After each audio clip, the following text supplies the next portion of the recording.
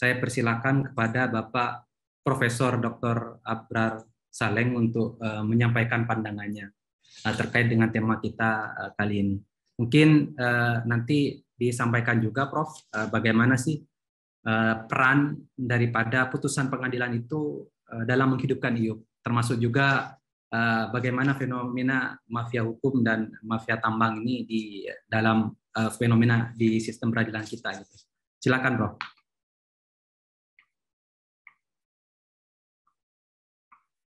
Ya, terima kasih Bapak Moderator.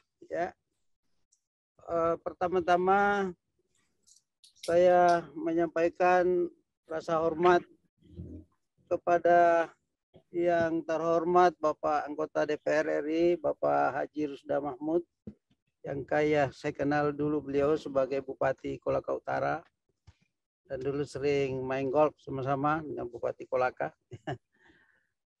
Assalamualaikum Pak Bupati. Sekarang sudah anggota DPR Komisi 7. Yang saya hormati tentu Pak Adinda saya, Ahmad Reddy. Dan yang saya hormati Bapak Dirjen Minerba sekaligus PLT Gubernur Bangka Belitung kalau hadir. Yang saya hormati Bapak Direktur Insprit, Bapak Dr. Lukman Maluan, dan Bapak Moderator yang saya hormati. Assalamualaikum warahmatullahi wabarakatuh. Waalaikumsalam. Pertama-tama tentu saya mengajak kita menyampaikan rasa syukur pada Allah Subhanahu wa Ta'ala. Karena pada siang ini insya Allah kita akan melaksanakan sebuah kegiatan yang disebut webinar. Yang webinar ini tentu sangat-sangat menurut saya sangat penting dan strategis ya. Karena membicarakan hal-hal yang sangat strategis menyangkut pembangunan dan kehidupan bangsa ke depan. Dan penting karena ini masalah nasional. Bukan masalah di Kolaka saya, tapi masalah nasional di mana-mana diperbincangkan mengenai pengelolaan sumber daya alam kita, khususnya pertambangan. Yang tentu marak dengan praktek-praktek yang tidak sesuai dengan regulasi yang ada. Kemudian judulnya sangat menarik ya. Ini saya kira judulnya ini kalau di kampus itu disebut dengan judul yang provokatif ya. Orang suka membaca kalau provokatif, meskipun nanti isinya tidak provokatif ya.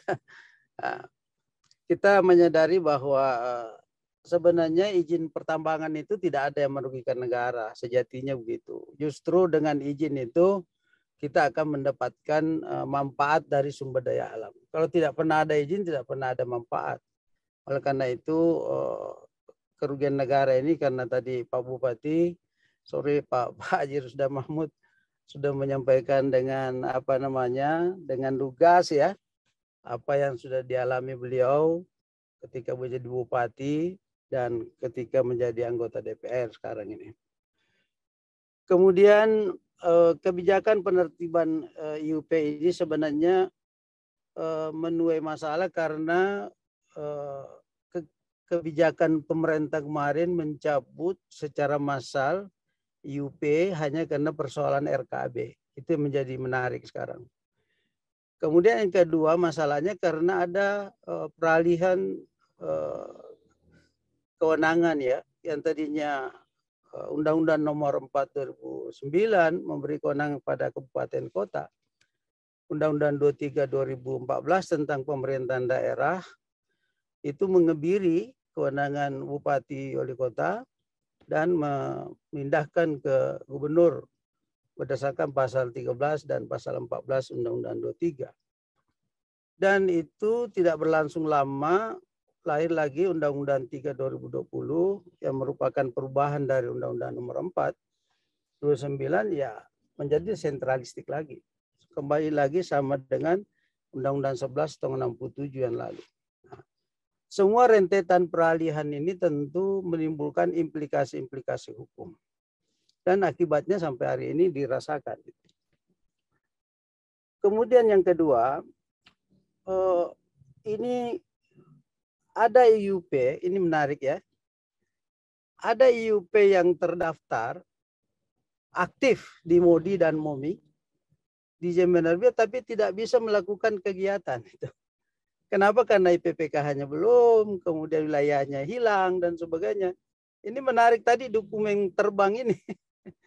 Nah, sebaliknya ada IUP yang mati, tidak ada di Minerba, tetapi ada kegiatan itu. Dua-duanya ini merugikan negara, Pak. Itu mungkin yang dimaksud Pak Dokter ini. Yang pertama tadi tidak ada kegiatan, tidak ada kontribusi kan? Izin ada, artinya legal. Yang kedua, ilegal, ada kegiatan tapi tidak terdaftar untuk apa bayar pajak, untuk apa bayar PMBP.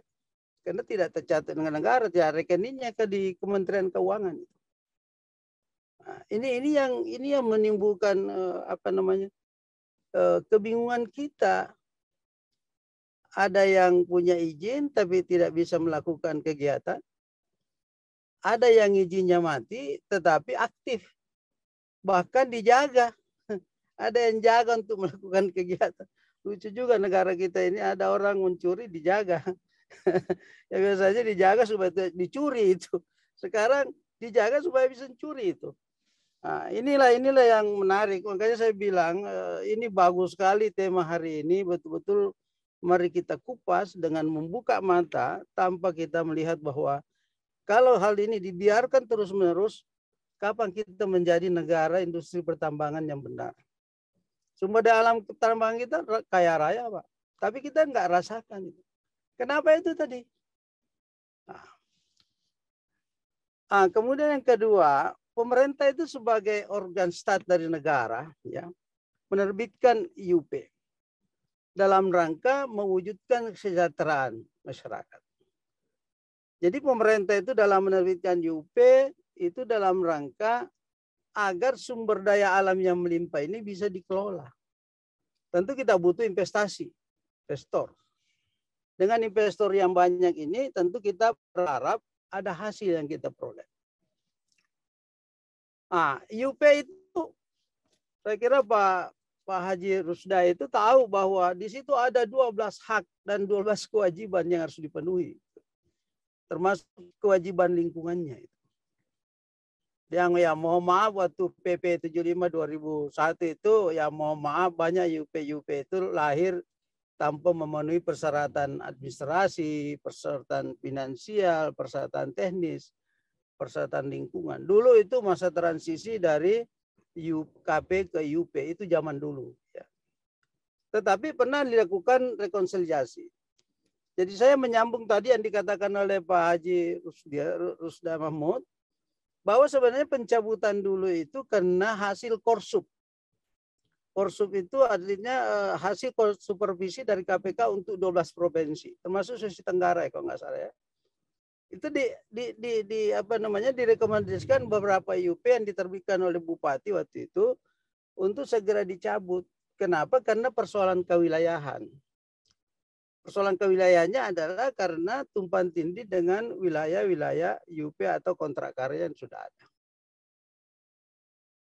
Dan waktu dicabut itu mereka juga tidak melawan karena memang tahu bahwa itu wilayahnya orang.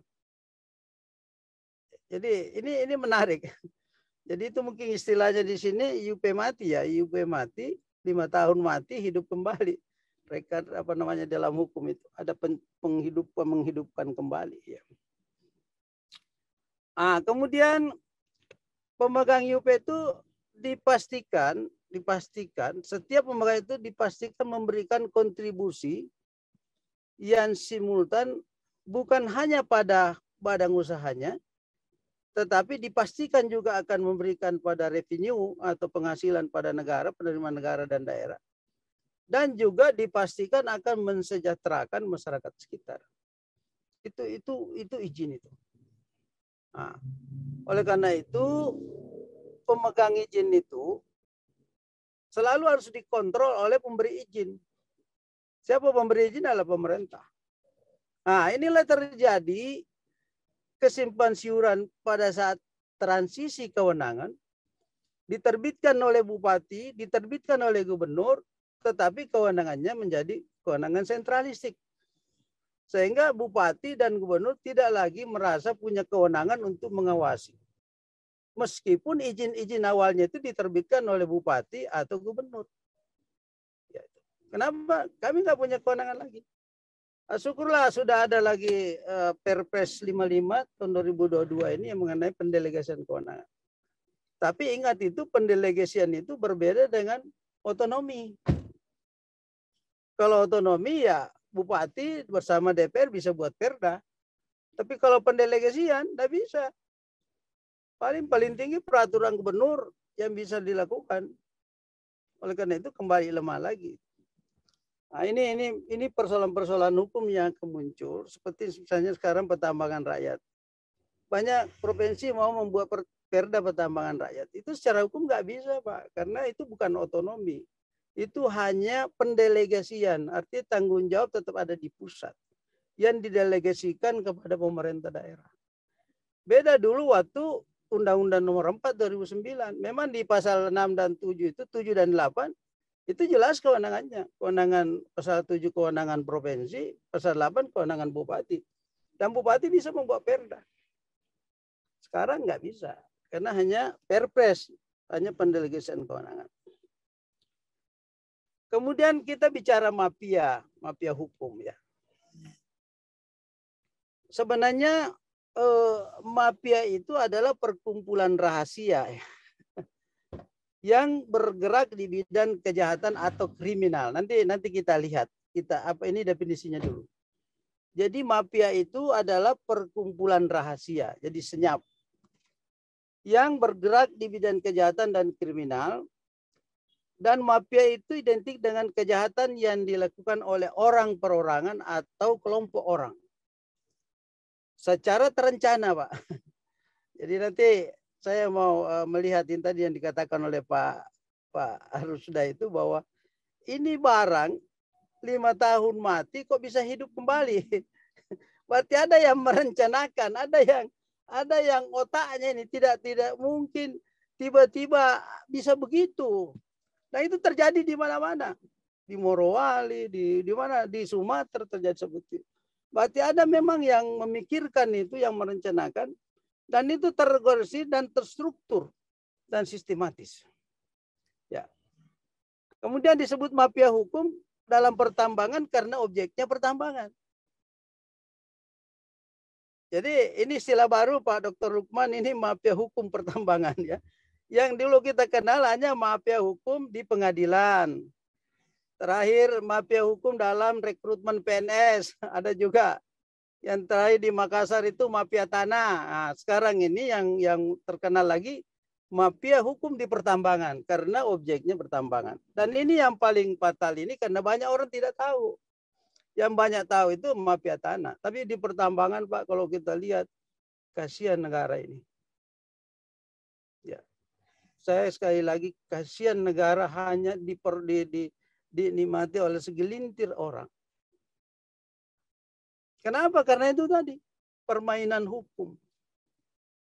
Apalagi yang disebut dengan fiktif positif. Untung dicabut itu pasal 53 ayat 3 itu. Undang-Undang 30 yang disebut tadi 2014 tentang administrasi pemerintahan. Jadi kalau kita mengajukan banding, keberatan, lalu pejabat TUN yang bersangkutan menolak, senang dia. Dia bawa ke pengadilan.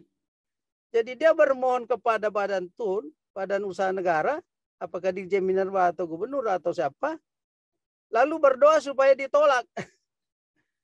Karena kalau ditolak menjadi objek gugatan di pengadilan dan ombudsman. Ini ombudsman juga masuk situ. Ya, jadi bayangkan Pak, kita bermohon, tapi kita bermohon ditolak. Karena kalau tidak ditolak, jadi keberatan banding. Seperti yang dikatakan tadi di pasal 7 dan pasal 778. Tapi kalau ditolak, kita bawa ke TUN. Makanya diajarkan mudah-mudahan Pak Dirjen, mudah-mudahan Pak Gubernur menolak. Kenapa? Supaya menjadi objek gugatan di TUN. Ada di ombudsman. Karena syaratnya sekarang untuk aktif di MODI dan MOMI di Minerba atau BPKM itu harus ada putusan TUN ataukah LHKP dari Ombudsman RI. Kalau tidak ada itu nggak bisa Pak jadi objek. Dan tidak main-main. Fiktif positif itu yang pasal 53 itu di Undang-Undang Administrasi Pemerintah itu Final and binding sama dengan putusan MK, tidak bisa dibanding, tidak bisa dikasasi. Jadi Pak Jabatun kasihan juga. Makanya kalau ada Pak Dirjen di sini, Pak Dirjen itu pernah nanya ke saya, Bro Abra, saya bingung ini, apa Pak Dirjen? Dua putusan dari pengadilan yang berbeda, dari pengadilan yang berbeda terhadap satu objek. Dua-dua menang, Pak. Jadi Pak Dirjen, mana yang kita daftar ini? Bayangkan, Pak. Dua-dua dimenangkan di fiktif positif. Ya. Tetapi objeknya satu. Padahal dalam hukum itu ada asas mengatakan tidak boleh ada dua subjek hukum di atas satu objek itu. Tapi di pertambangan, Pak, itu tidak berlaku, Pak. Satu wilayah bisa macam-macam subjeknya, Pak. Ya mungkin yang Pak Bupati tadi bilang itu dokumen terbang. Atau ke prakteknya juga yang legal tidak dikerja, kalau datang pemeriksa atau inspektur tambang atau pengawas mengatakan ini Pak izinnya, Pak. Ya. Jadi lain yang punya izin, lain yang dikerja. Yang dikerja tidak ada izinnya. Jadi dua-dua tidak memberikan kontribusi. Mungkin inilah yang Bapak Dr. Lukman mengatakan ini perizinan merugikan negara. Tapi sebenarnya kalau secara hukum tidak ada perizinan yang merugikan negara karena itu sudah dihitung. Bahkan sekarang kalau RKB itu sudah dihitung perusahaan A, perusahaan B ada kuotanya, ada kontribusinya sekian dan sebagainya. Tapi ya itulah. Kemudian mafia hukum dalam pertambangan. Lembaga terkait dengan UP adalah SDM. Itu Pak satu. SDM itu sekarang nggak ada di kabupaten. Yang ada sekarang adalah SDM di provinsi dan direktorat direktorat kewilayahan dan direktorat pengusahaan di kementerian. Kemudian untuk penerbitan UP oleh Dirjen Minerba dan atau BKPM sebagai lembaga terkait Dinas SDM itu adalah lembaga yang dimintakan untuk mendapatkan persoalan-persoalan itu adalah TUN, Peradilan Tata Usaha Negara, dan ORI, Ombudsman Republik Indonesia. Jadi semua UP yang dikatakan tadi Pak Haji Rusdi Mahmud itu yang sudah mati bisa hidup kembali, yang bisa hidupkan itu hanya dua, Pak. Yang pertama adalah Peradilan Tata Usaha Negara, TUN, dan Ombudsman RI. Ini hebat ini, Pak, ya. Bisa menghidupkan barang mati. Ini dua. Kemudian mafia hukum di pertambangan adalah keterlibatan oknum lembaga terkait awalnya hanya sebagai informan. Itu awalnya sebagai informan saja. Akan tetapi karena informasi yang diberikan menguntungkan bagi mafia, maka oknum yang bersangkutan dipelihara. Jadi tadinya teman bisa minta nomor HP-nya hanya menjadi langganan, jadi pelihara itu. Ya. Dengan memberikan uang dan fasilitas yang jauh lebih besar dari gajinya. Itulah banyak istilah di Dirjen Minerba sekarang, pegawai rendahan tapi gajinya lebih tinggi dari Dirjen itu. Karena itu tadi. Nanti kalau ada yang mau selidiki silakan aja. Kenapa bisa hidup itu? Saya juga bingung, itu sudah mati, sudah dicabut, kok bisa hidup kembali itu ya. Kemudian lama-kelamaan ini oknum yang bersangkutan juga mempengaruhi temannya ya. Atasannya. Itulah sebabnya ada pegawai rendahan tetapi penghasilannya lebih besar dari atasannya itu. Oleh karena itu perlu ada mutasi, rotasi dan seterusnya. Mafia hukum menciptakan sengketa, kemudian masuk menawarkan solusi. Itu harusnya menciptakan sengketa, masuk menawarkan solusi dengan cara menawarkan bantuan untuk take over UP. Inilah yang tadi, ada teman saya punya ini mampu beli. Padahal ini dilarang di dalam pasal 3 Undang-Undang Pertambangan, tidak boleh mengalihkan atau memindatangankan UP. Ya. Tapi sekarang itu banyak orang itu ya. Tentu take over-nya murah yang disebut tadi oleh Pak Haji itu dokumen terbang ya. Sekarang apa peran putusan pengadilan TUN dan ORI untuk pengaktifan UP itu? Pertama, putusan TUN itu tidak menyelesaikan masalah. Tidak saya ulangi lagi, tidak menyelesaikan masalah. Karena tidak win-win solution. Hanya memeriksa, mengadili, kemudian memutuskan, lalu itu sampai di Dirjen bikin, wah gimana ini? Tidak terdaftar di MODI, tidak terdaftar di MOMI, kok harus diaktifkan itu. Putusan TUN dan LHP ORI yang memeriksa mengadili itu tadi, itu penyelesaian masalahnya yang sempurna tidak terjadi pada para pihak. Ya. Apalagi kalau mau apa ya, sekarang kalau Dinas SDM Provinsi diundang ke Jakarta untuk memberi kesaksian, dia itu enggak ilas data, Pak. Kenapa? Karena tidak ada biaya, kemudian lebih banyak tidak hadir. Jadi kalau dia tidak hadir, dianggap lebih enak lagi kalau tidak hadir. Hakim bisa memutuskan itu tanpa mendengarkan pihak lain. Padahal dalam sistem peradilan kita selalu mengatakan dengarkan pihak lain. Tapi bagaimana mau didengarkan pihak lain kalau tidak datang? Gitu. Siapa yang mau datangkan? Tidak ada kewenangannya, tidak ada biayanya dan sebagainya. Kemudian asas hukum tidak boleh ada dua subjek hukum atas satu objek yang sama. Asas ini disimpangi di putusan TUN. Kenapa? Karena di putusan TUN itu yang dikatakan tadi Pak Rusda itu tidak boleh berlangsung lama, Pak. Prosesnya nggak boleh lama. Tidak pernah ada pemeriksaan setempat. Beda kalau misalnya kita ada sengketa gugatan di peradilan perdata, biasa hakim minta, ayo kita periksa setempat. PS namanya, periksa setempat terhadap sengketa yang mana wilayahnya batasnya.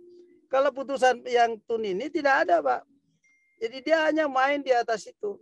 Hakimnya juga tidak mungkin pergi periksa di Morowali, di Kalimantan atau di sana. Dia hanya mendapatkan laporan-laporan itu secara administratif. Kemudian implikasi hukum ini yang terakhir, implikasi hukum putusan TUN ini pertama, implikasi hukum putusan TUN dan LHP ORI mengacaukan administrasi dan penertiban UP. Sebab putusan TUN dan LHP ORI diperoleh tanpa dilakukan pemeriksaan setempat atas objek perkara karena hanya terkait dengan maladministrasi oleh pejabat yang berwenang. Putusan TUN dengan istilah fiktif positif yang sifatnya final and binding itu, pasal 53 ayat 3 Undang-Undang 30 menjadi pemicu dan pendukung IUP yang sudah mati dihidupkan kembali. Kemudian implikasi ketiga, putusan TUN dan LHP ORI wajib dilaksanakan oleh pemerintah sebagai konsekuensi negara berdasarkan atas hukum. Pasal 1 ayat 3 Undang-Undang Dasar 45. Kesimpulan dari saya, pertama, perizinan pertambangan yang benar sesuai regulasi menguntungkan negara dan rakyat. Itu satu. Yang kedua, kekisruan dan kesulitan dalam penertiban UP disebabkan oleh penertiban UP yang sejak awal bermasalah pada era PP 75 2001 dan peralihan kewenangan dari kabupaten ke provinsi dan terakhir ke provinsi ke pemerintah pusat. Yang ketiga, akibatnya ada UP legalitasnya aktif, akan tetapi tidak ada kegiatan karena tidak menguasai wilayah. Kontribusinya tidak ada, baik kepada negara, pemerintah daerah, maupun kepada masyarakat sekitarnya. Begitu juga sebaliknya, ada UP ilegal, tetapi tetap ada kegiatan. Dan itu tidak negara tahu, pemerintah tidak tahu. Tetapi ada yang mengawasi supaya negara tidak tahu. Kemudian pemerintah daerah, pemerintah pusat sejak otonomi pertambangan tidak harmonis. Itu Pak. Jadi peralihan-peralihan itu terutama dalam penerbitan dan penguasaan UP sebagai dasar pengusahaan pertambangan. Yang kelima, pemerintah pusat tidak berdaya menghadapi maraknya mafia hukum dan backing-backingan oknum pejabat APH, baik di lembaga yudisial maupun yudisial, termasuk di lingkungan Kementerian SDM dan Kementerian Investasi, BPKM, dan pemerintah daerah. Penerbitan UP mengalami hambatan internal karena tidak sedikit oknum pejabat di kementerian yang mengelola SDM dan investasi juga memiliki UP. Jadi sulit untuk menertibkan, Pak, karena mau menertibkan teman sendiri. Ya. Saran saya untuk kegiatan hari ini, pertama, pemerintah seyogyanya tegas dan tidak pandang bulu dalam penertiban UP dalam MODI dan MOMI.